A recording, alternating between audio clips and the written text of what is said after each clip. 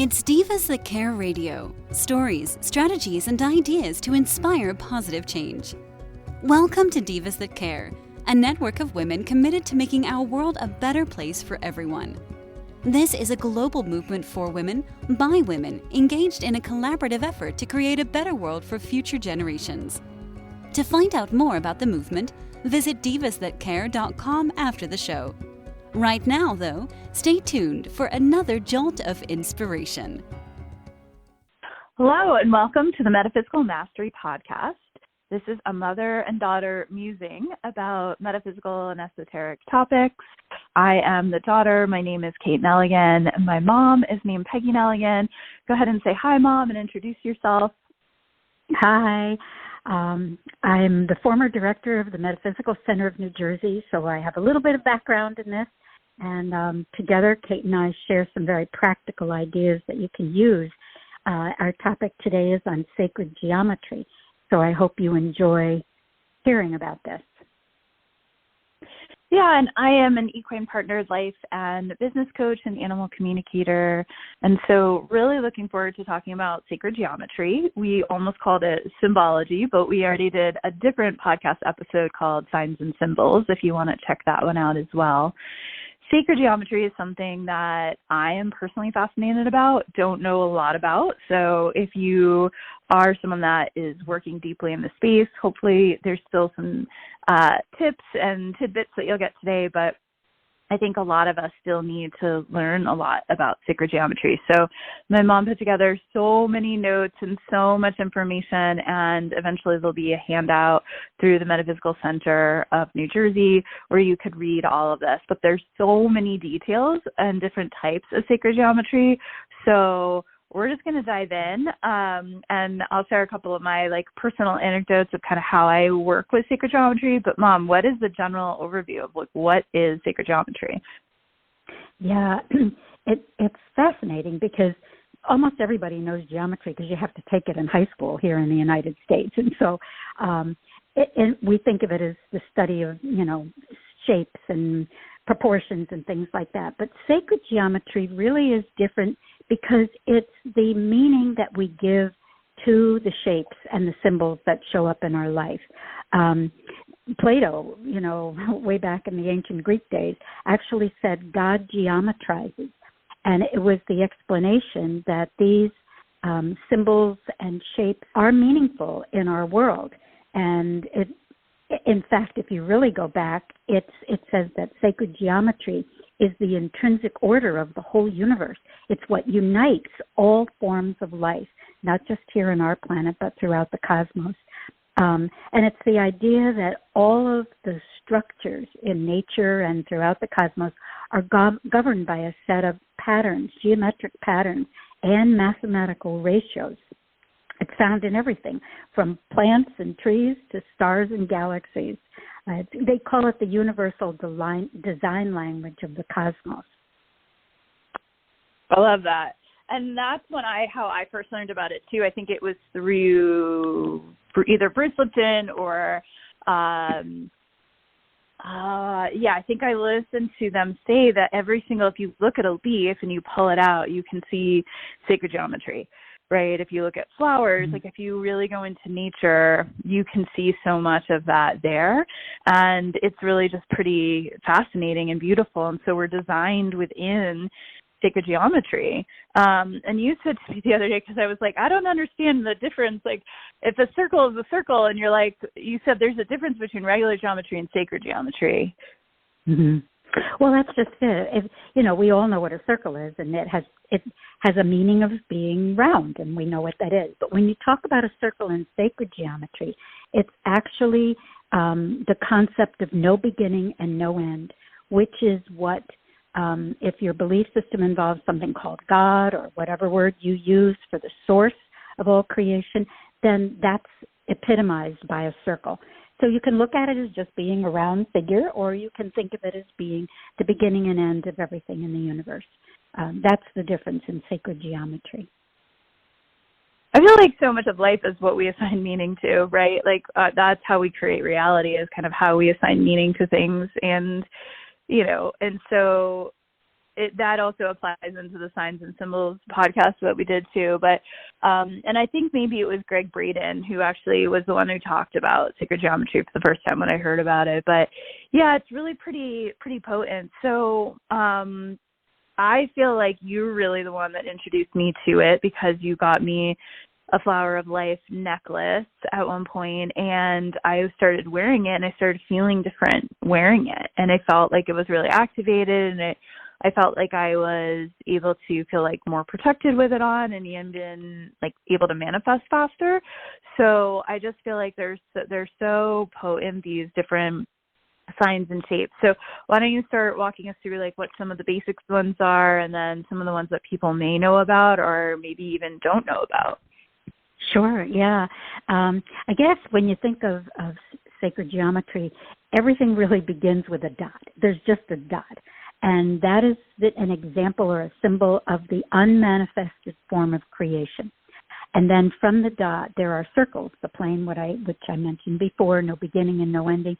Then there's a circle with the dot in the middle, and that's where we begin to describe the creation of life. That's where life manifested, from this dot in the center of this circle.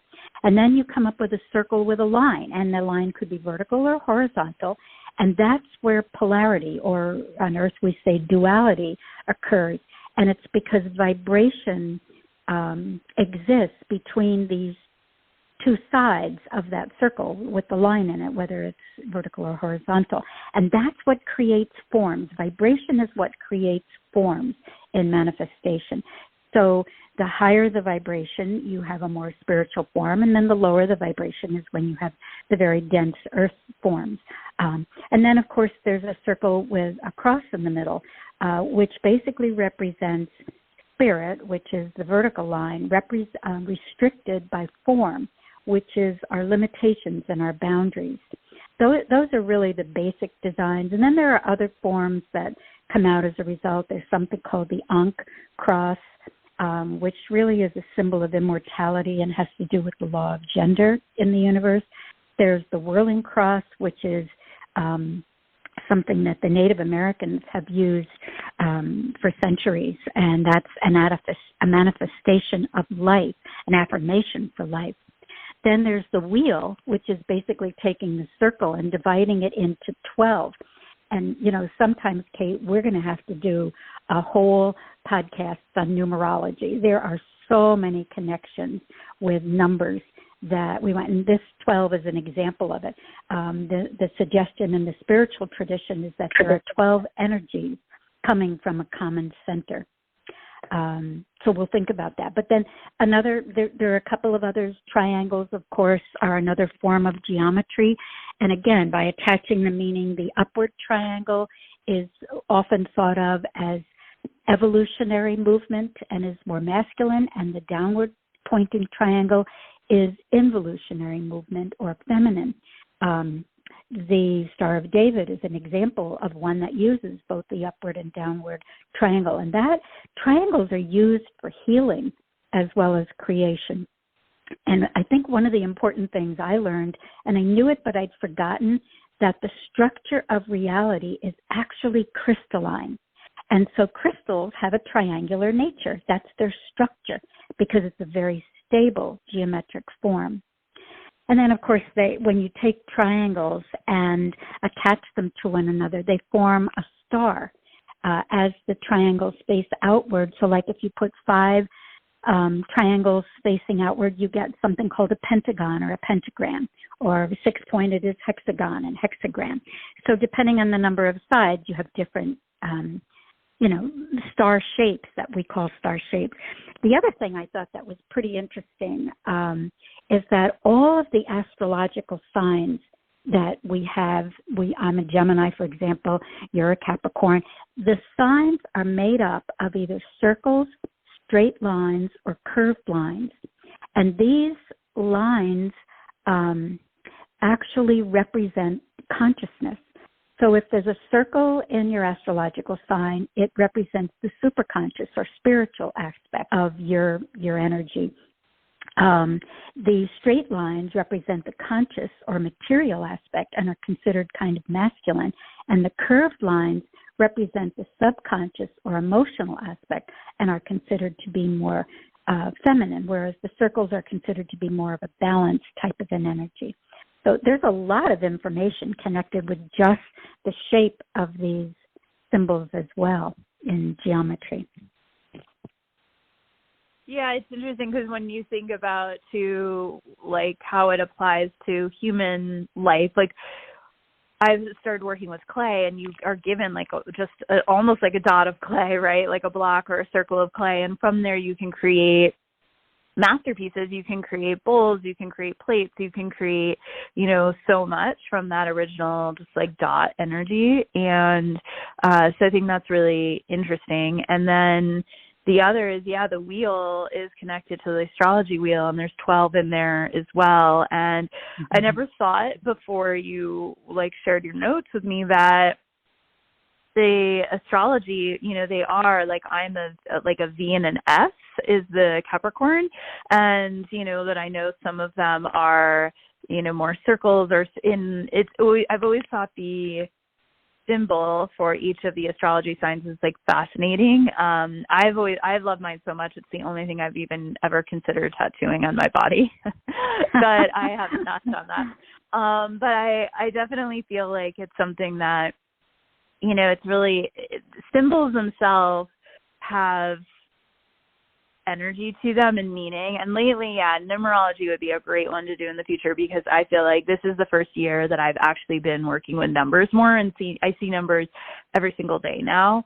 And I feel like they help me to feel less alone when I get the 11, last night I hadn't looked at my phone in an hour, and then I just happened to grab it and it was exactly 11:11 last night, so I think there's always things that come through symbols that are really potent, and we can almost use them in a way like an oracle or a divination tool, because we can see them and we can get guidance can come through looking at a yin yang symbol, or looking at I don't know if you'll mention the Vesica Pisces if I'm saying that correctly, but I used to have that sun catcher up, and anytime I looked at it, it just really, it brought me back to both the Jesus energy, but also the energy of balancing masculine and feminine energies, and creation energy. And so I just feel like they're so great for manifestation tools. They're great for feeling connected to guides or spirit. They're really great for guidance even to come through, because they're activated the way, when I do access consciousness clearings, or we talked about Ho'oponopono prayer, which I can never say fully correctly, but they're activated statements. So because a lot of people use them, they have energy, because there's a collective energy around them. And I kind of look at sacred geometry the same way. There's a collective energy to them, right? Absolutely. And again, it's how you interpret the symbol it becomes its meaning for you. But realize if there are 7 billion people on the planet and people are all, giving their take on what that symbol means, that energy is being gathered, collected. We do not operate in isolation. So even though it's a symbol out there, it definitely, as you say, it has its own energy based upon the energy that everybody has given to it as well. Yeah, so what else do you want to share? I feel like there's also the more advanced ones, like the flower of life, the seed of life, the, Merkaba. Can you go into some of those and what they each represent? Sure, yeah. One of the things that you mentioned already was the Vesica Pisces. And again, I'm not sure if that's pronounced Pisces, like the astrological sign, or Piscis, which is Piscis. But it's the very simplest, taking the circle and putting them together, but they're intertwined in the middle. You probably remember from high school mathematics the idea of a Venn diagram, and that's where the two circles come together, but where the part they overlap in the middle is actually the Venn part. And that's what the Vesica Pisces is, using those two circles, but in an intertwined kind of a way. And from that, then, you go into something called the seed of life, which there are 7 intertwined circles, showing the intersection of all of life. And then there's the egg of life, which actually also uses 7 circles, but they're separate. They're connected but they are not intertwined. They're separate circles, and that's called the egg of life. From that, we have the flower of life, which is the one you mentioned, the piece of jewelry that you have, and that is made up of 19 circles. And then there is something called Metatron's cube, which you also mentioned. I'll come back and talk about that in a minute. But then from the flower of life, we go into something called the fruit of life. And there are 13 spheres that make up the fruit of life. And this, as I was reading, it said this is actually considered the most powerful sacred geometry figure that there is. It's sometimes called the Holy of Holies because it is hidden inside the flower of life, which many people know, but we don't see the fruit of life that's buried within it unless you really go looking for it. And then, of course, there's something called the tree of life, which Jewish people use, as is shown in their Hebrew form of religion, and the grid of life, which is another fascinating one because it's a number 4 tetrahedron, and that is fascinating when you really look at what number 60, did I say 4? I mean 64 tetrahedron. And it's fascinating with all of the connections that we have with that on the grid of life. We're all part of a grid. You know, the Earth is part of the grid. Our Milky Way is part of a grid. The whole of the universe, of our cosmos, is gridded in some way or another, as well as our own individual bodies. So when you look at the grid of life, then the one that really fascinated me was something called the torus form. And the torus is, if you were to take a sphere, a round sphere, and collapse it a little bit so it becomes sort of egg-shaped, and all of the lines within that are the energies that are being radiated from our body. And that torus form has actually shown up on an EKG of the heart as well. The thing that's really fascinating is scientists who have studied the sun have found that same torus form emanating from the sun. It's just amazing when you look at the synchronicities with them all. And then, of course, the last one you mentioned is the Merkaba, and that is basically the shape of our light body. And a lot of it comes from or is based on that Metatron's cube, which you mentioned before. And the thing that's fascinating about the Metatron's cube is that there are actually 5 solids. They're called Plato solids or perfect solids. The cube, tetrahedron, icosahedron, dodecahedron, octahedron, located inside of Metatron's cube. And the cube itself is made up of, and there are 78 lines that are connected within it. And supposedly that is meant to epitomize the divine blueprint upon which the cosmos is formed. And Metatron, as you know, and others may also know, is one of the archangels. I think you've actually worked with Metatron in some of your work as well, haven't you?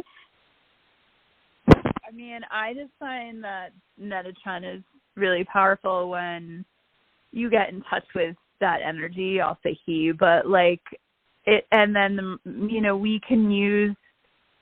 I feel like each of the guides, or the ascended masters, or the archangels have colors associated with them, but I also feel like they have sacred geometry associated with them too.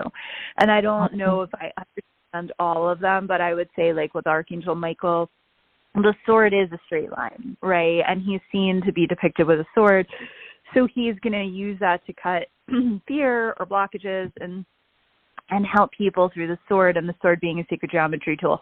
Metatron with the Merkaba, I just think Metatron for me is often about, and again, this is my personal experience, is about power.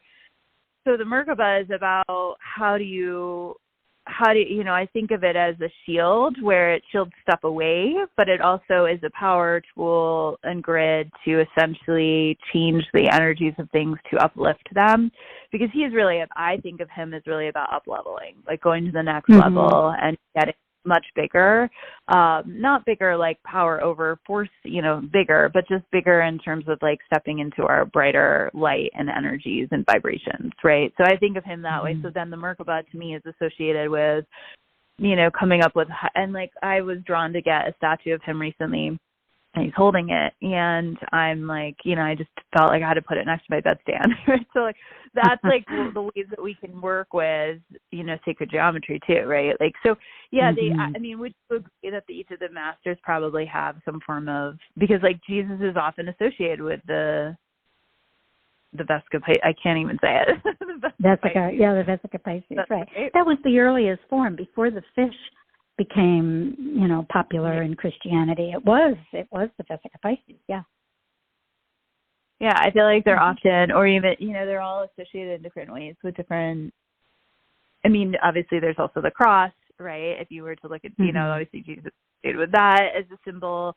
So, there's different things that I think are just really interesting about, about each of them. And the other modality that I kind of use on the sacred geometry side is, and this is like, at first I was like, oh my God, this is so woo-woo, because, I still am adjusting to my, my woo-woo things, but I feel like it came through from my cat, Blue, who had passed, and he brought it through an animal communicator and was like, she needs to use this in her healing work, and it is the sacred geometry of this, it's the Star of David. It's a star, and it was, an inverted pyramid and an upright pyramid overlaced on each other, and then there was some specific things that I have to do within those shapes, and it actually does work really well. I'll use the unicorn horn as well as another sacred geometry, because that's a spiral and it's a straight line. So, if you look close enough, there's like, even, I know this is so funny, but I'm like really drawn to the pumpkins I still have up, and like from Halloween. And I think like even the pumpkin denotes like a holiday, like there's a symbol immediately to it, right? Like and we've assigned meaning to the pumpkin. We could have all chosen the squash, right? But we didn't. We chose the pumpkin. So, we carved the pumpkin, and like, I think there's a whole lot to just bringing our awareness to sacred geometry as just another tool and support system for our lives, and especially for those of us that are in the healing fields, which I am, to support that work both for ourselves and for our clients, Absolutely. Yeah. If you look at nature, thinking of the pumpkin, you mentioned again, like look at a leaf, you look at anything in nature, and there's nothing plain. Everything has something to it. And then you get to the outer edge, which is, like a honeybee hive. That is so intricate and involved, all based on the octahedron or the chambered nautilus in the shell family. My gosh, the spirals that are found there are truly incredible. And when you look at them, you can look at them and say how beautiful, and that's the end of it. Or you really get to understand what the meaning of the spiral is, and when you know metaphysically, this is a spiral unit. We're in a spiral galaxy, for God's sake. That's what the Milky Way is. But the whole universe is based on that concept of a spiral. So everything that happens in our life, not just our physical life now, but our past lives or whatever, we evolve to a certain point, and then we go to the next level, and then we are asked to come back and do a little bit more learning and learn more perhaps on this plane of reality or others. But it's a spiral because it's like a slinky. I think of a slinky. You remember the slinky you used to play with as a child? You'd let it go down the stairs, and it's a spiral. And each time you go up that spiral, you're not in the same place. You're at a new level, at a higher level. And that's actually what's going on with all of life and the universe. We're moving into a higher dimensional space. Yeah, I love it. Yeah, I always I have clients go, well, but I feel like I'm dealing with the same issue or the same pattern, and I'm like, you're on the spiral with it. Like you've healed a lot of it, but there's another layer. You can think of it like an onion too, but we're moving up the spiral, so you may be back to issue with mom, but you're holding it from a whole nother level of acceptance, neutrality, awareness, consciousness, so you can work it at a new level, right? And so that's really, and it's also the awakening process, is to spiral up. We don't want to spiral down. We want to spiral up. and ascend, like that. When I think of ascension and I'm like, oh my God, that word, what the heck does that mean? Like I go to, it's the spiral. Like we're in the spiral energy of just continuing to move up in consciousness and greater awareness and honestly, like remembering our truth, which is that we're divine beings having a human experience, and also remembering how gifted we are. I mean, like we have such incredible intuition. We have so much of like that healing technology inside of us for ourselves, for each other, for the planet. We have to access that. Like we've all been dumbed down. We've all like been made to forget. And there's a lot of, things that do that to us too.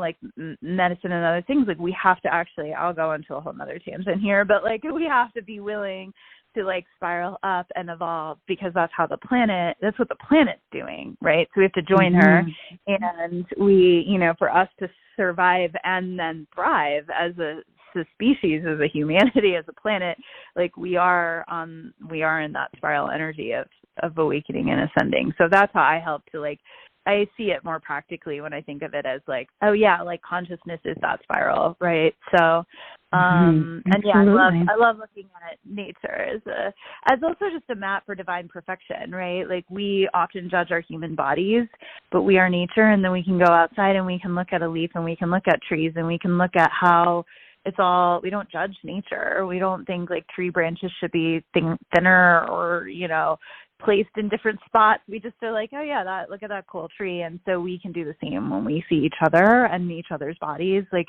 we can see that sacred geometry and that divine perfection in everything. And it is really beautiful, and then we can just get out of the judgment of it all, Mm-hmm. Absolutely. Yeah, that's where we get stuck very often, but you're right, as we are ascending. And by the way, Metatron is the archangel that is helping with that. You used the word transformation, and that's exactly what's happening as we ascend. We are transforming ourselves. And what's fascinating is I say we're transforming ourselves from the inside out, and that's from the DNA. Because when you look at DNA, that is one of the, key areas that sacred geometry shows up. When you look at that, it's fascinating. There are, so many areas that this sacred geometry shows up, and DNA is one of them. And I read something really interesting when I was doing the research on this. I don't know if you remember, you caught it, but our DNA, everything is based on this idea of, it's called the golden ratio. It's something that is part of sacred geometry, again, from the ancient Greeks or before. And it's a number. I think it's 1.618. It's the number. And it's the relationship, the symmetrical relationship between two proportions. So when you look at the smaller in relation to the larger, that's the golden ratio. And the same is true at every level. And scientists have found this. They actually refer to the golden spiral or the golden rectangle, and mathematicians refer to it as the Fibonacci sequence. And they're all related to this golden ratio. And what I read that I thought was interesting is humans are not the only ones that have this golden ratio in our body, in our DNA. Dolphins, starfish, sand dollars, sea urchins, ants, and honeybees also exhibit the same golden ratio. And I think it's fascinating that, that's why we have science to able to tell us this. So this is, basic information is metaphysical ancient wisdom, but science is proving it as well. And that's what's fascinating about, working with both science and spirituality. Yeah, that's really cool. I love it. I love nature and animals so much. It's just, it's so neat to... There's just I feel like everything is hidden in plain sight sometimes, and we're just have to wake up and be like, oh yeah, the answer's right there, and oh yeah, we can simplify it, and yet it's incredibly complex if you think about even just the fascia of the body. I talk to my Rolfer about that all the time, and I'm like, isn't the body so cool? And how interconnected everything is, and just the nature of it all is fascinating. So we could probably do a podcast on just nature. I actually just looked at a book last night. Okay, so let's go into some practical stuff, because I always love that. And how can people use, and I don't love the word use, but since we're not talking about a sentient being here, we can use it. How do we use or work with, partner with sacred geometry as a tool to uplift, to create change, to transform, and support our lives. Like how I have a bunch of ideas, but what are some of yours? Go ahead, share some.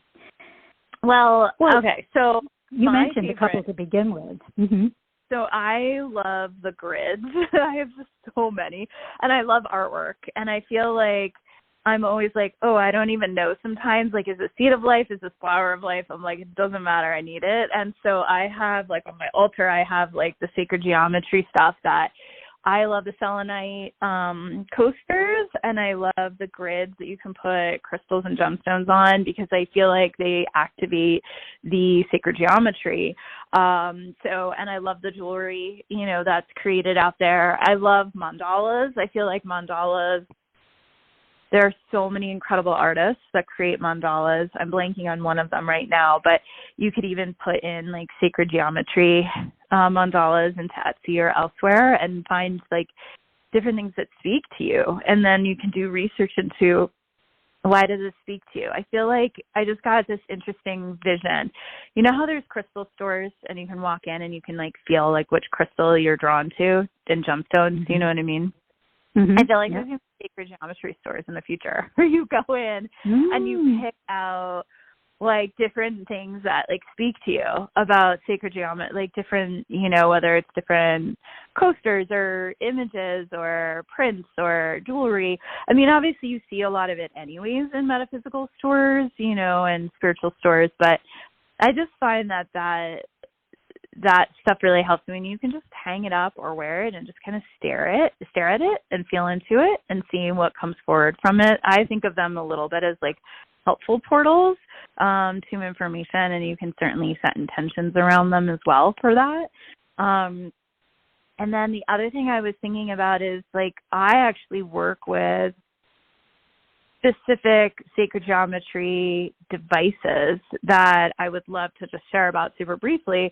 But one is at Star House, which you've been to. It's in Boulder, Colorado, and it's an outdoor plus indoor facility where they have created different sacred geometry areas on their property that you can go and have experiences in. So they have a swing, they have a tetrahedron.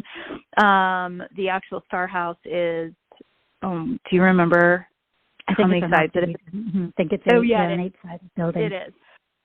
So, and they do meditations and sound baths in there. So it is, the whole property is based around sacred geometry, and it is phenomenal. Like I've had so many incredible experiences there. Everyone I know who's gone has had incredible experiences there. If you love to connect with cosmic energy, it is definitely a place to go. Add it to your bucket list.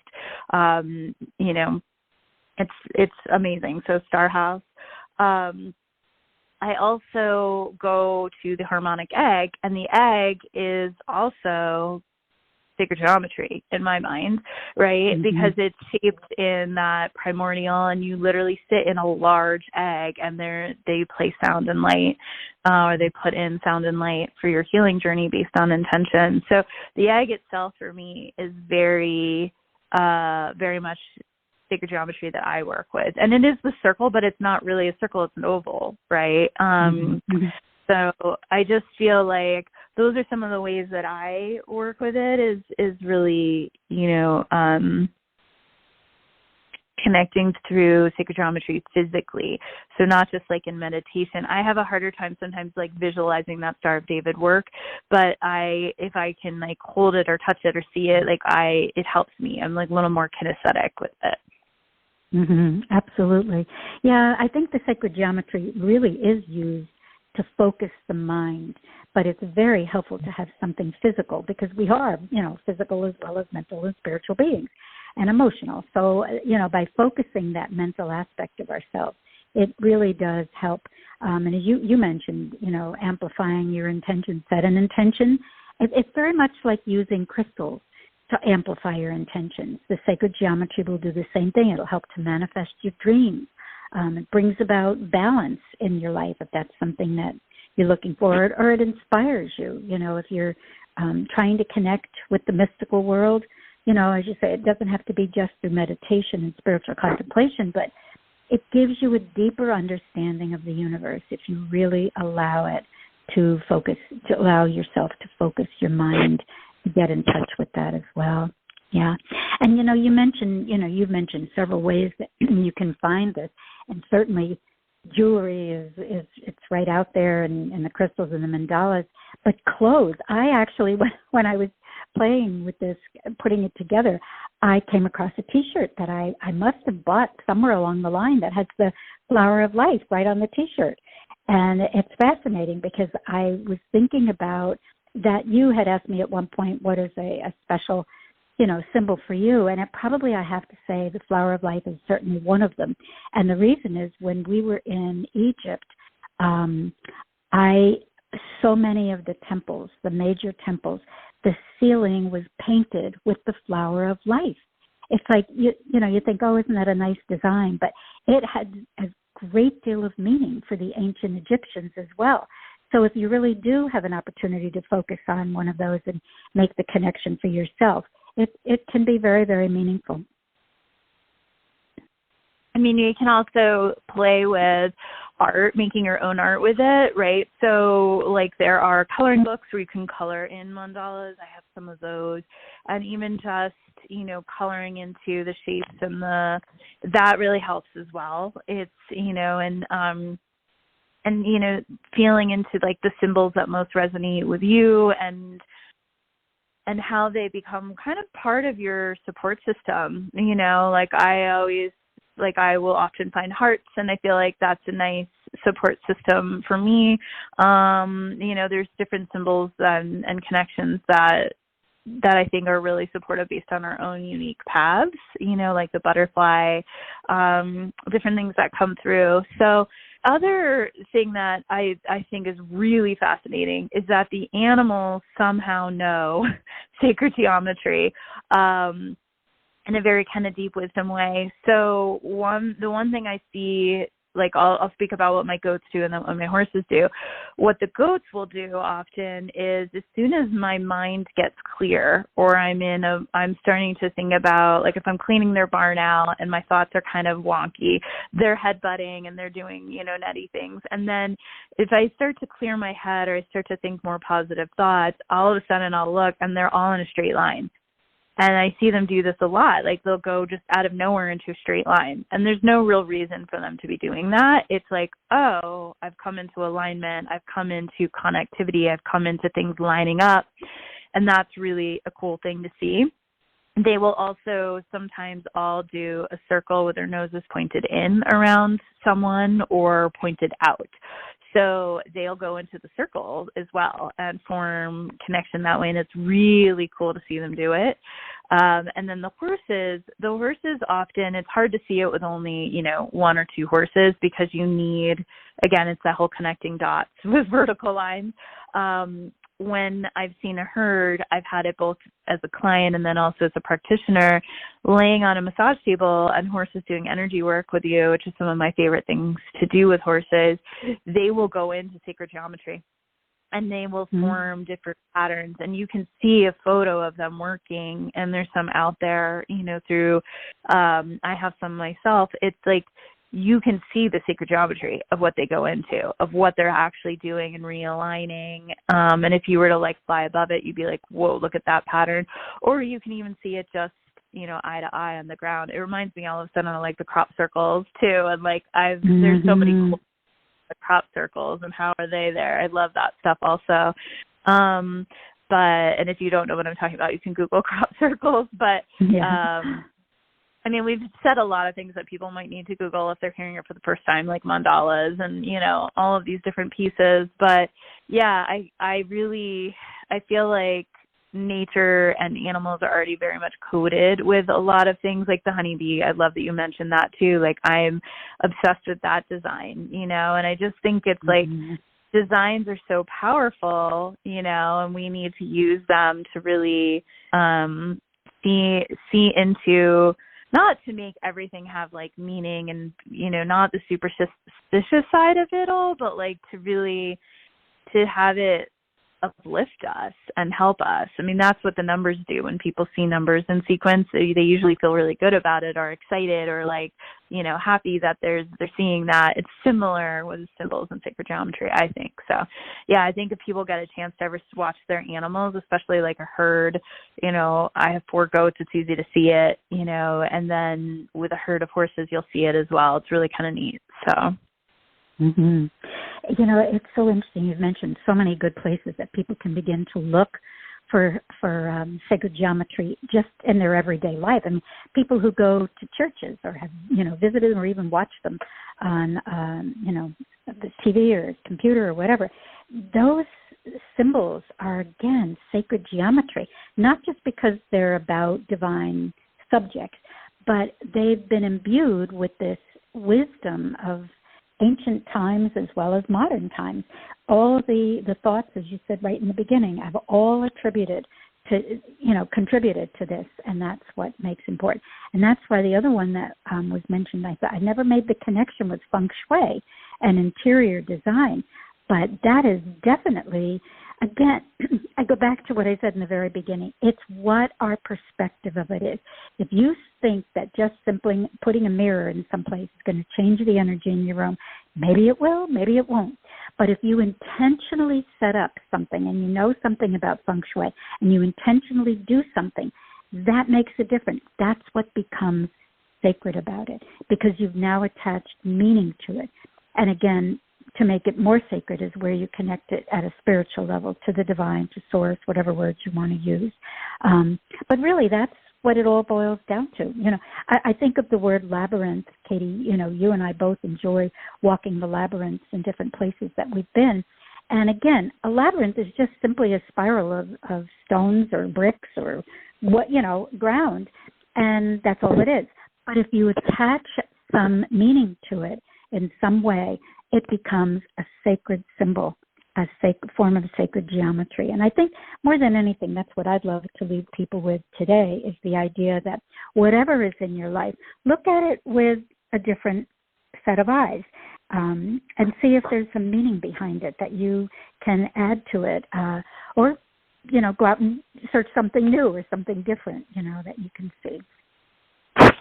I love that. I do think that a lot of our goal with this podcast is to get people to start to see things differently, or consider different things, or experience things a little bit differently.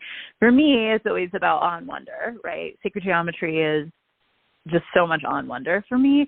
And the thing that's so interesting too is yes, it is sacred when we set intention, when we assign meaning, when we bring things to a spiritual level. And stuff still works, whether you believe in it or not. You know what I mean? So it's like that. It's like you walk a labyrinth, you're going to feel something, no matter, or something will be there for you. I mean, if you run around the labyrinth and you don't then it's different.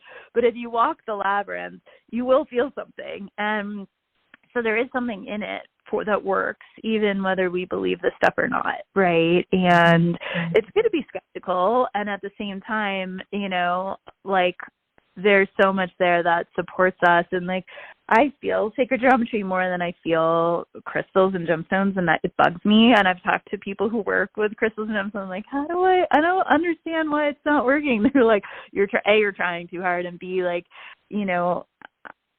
it's about different ways that we work with our intuition with different physical items.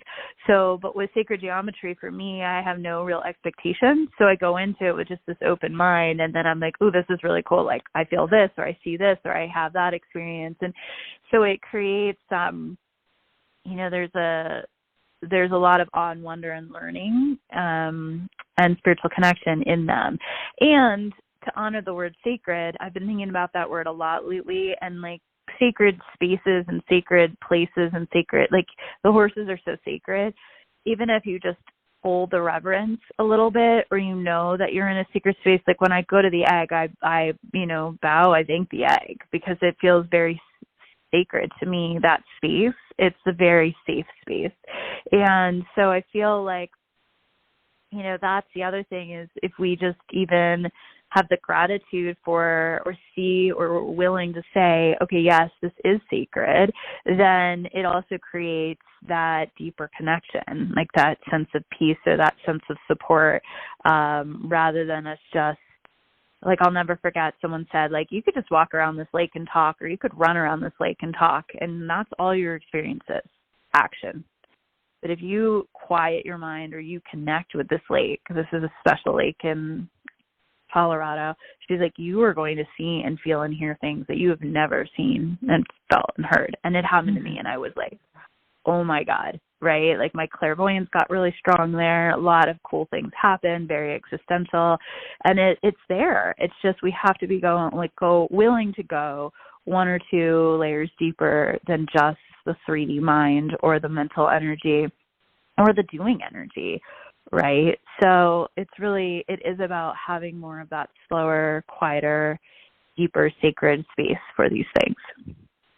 I love that, Kate. I never really even thought about the idea of sacred as being reverence, but that's basically what it is. Yeah, beautiful. Holding things with, the possibility that there's more there than just meets the eye, right? The depth, there's a depth. So, yeah. And I'm just curious, what's your favorite sacred geometry shape or symbol that you have that you like to work with or you enjoy the most? Well, I mentioned the flower of life because the connection with being in Egypt and seeing it on the ceilings of these temples. It's just so magnificent. And so I am attracted to jewelry with it, and so on and so forth. But the one that I probably connect with the most is called the lemniscate, or the infinity sign. It's like a figure 8, but on its side. And it's a symbol of infinity, again, like a circle, no beginning, no end. But there's a crossover point. And we are the crossover point of actually everything. In our body, it's our chakra system that's the crossover point. And the energy does go in a crisscross all the way up our spine, our etheric spine. And so that symbol has been very meaningful to me, and I do wear it.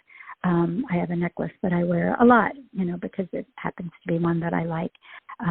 It's also the sign that is on the tarot cards. It is the head of the magician, who is a number 8, and I'm a number 8, and so I connect with that very, very deeply.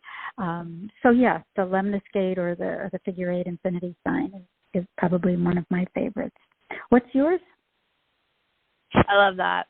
The infinity sign is in the card deck, the Awakening Mini Coins card deck. Yes, it is. Heart to heart. And yeah. I just felt like that had to be in there, that, it is infinity, like the horses are with us, and that, heaven on earth space, which is really infinity. And it is, I think of it, heart connection too.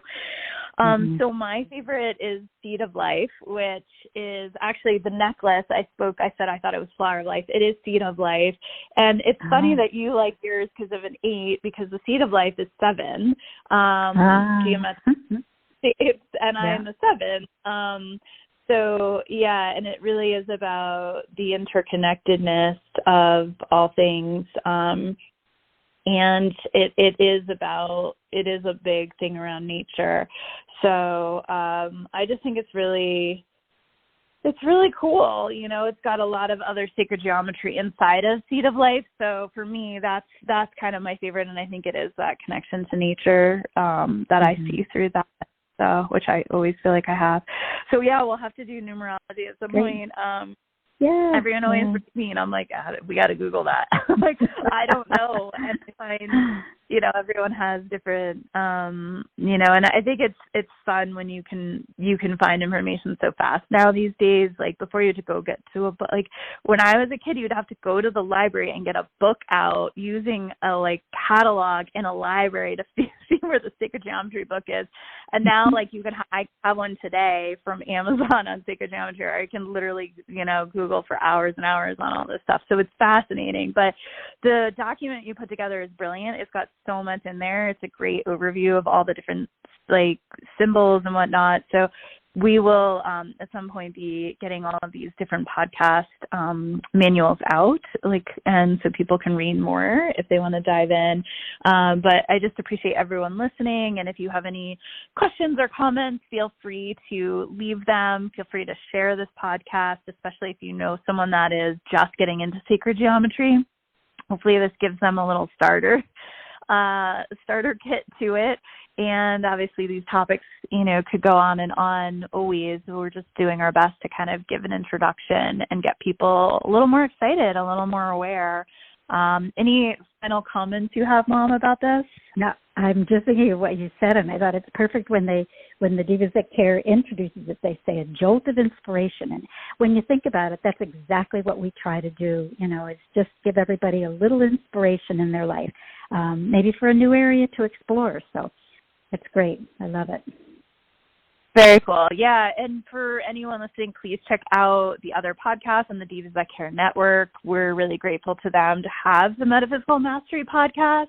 They have a new journal called the Podcast Journal, which you can purchase through Absolute Love Publishing, which is really cool. So you can take notes about okay, maybe I do want to Google mandalas and see which one I really like and, order one. And so, there's lots of different, I just realized I was sitting underneath a crown chakra mandala during this whole conversation.